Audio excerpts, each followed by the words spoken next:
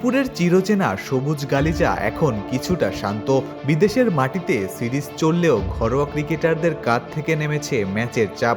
এখন তো বিশ্রামের দিন, কিছুটা অবসরের দিন। কিন্তু না, মিরপুরের একাডেমি মাঠে তখনও প্রতিধ্বনি হচ্ছে ব্যাটের চিরচেনা সেই ঠাস ঠাস শব্দ।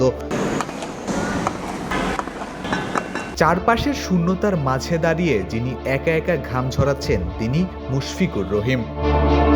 আন্তর্জাতিক ক্রিকেটের ব্যস্ততা নেই, সামনে নেই কোনো জরুরি অ্যাসাইনমেন্ট, তবুও কেন এই তীব্র রোদ আর গরমে নিজেকে পুড়িয়ে মারা? কারণ এই মানুষের অভিধানে বিশ্রাম শব্দটা হয়তো লেখা নেই। ক্রিকেটের প্রতি তার নিবেদনটা আর 10 জনের মতো নয়, এটা মুশফিকের এক ধরনের তাড়না, এক ধরনের নেশা।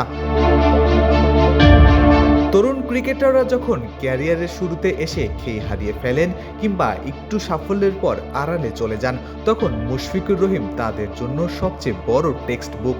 তিনি দেখান কিভাবে বছরের পর বছর নিজের ক্ষুধা বাঁচিয়ে রাখতে হয়, কিভাবে নিয়মের মধ্যে থেকে নিজেকে গড়ে তুলতে হয়।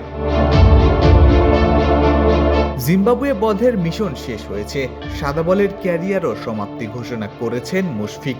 কিন্তু নিজের সাথে মুশফিকের যে যুদ্ধ, তার কোনো শেষ নেই। আর এই অক্লান্ত পরিশ্রমী তাকে বানিয়েছে বাংলাদেশ ক্রিকেটের আসল মিস্টার ডিপেন্ডেবল, বাংলাদেশের ক্রিকেটের শৃঙ্খলা বোধের সবচেয়ে বড় উদাহরণ। Ishtiaq Ahmed, daily cricket.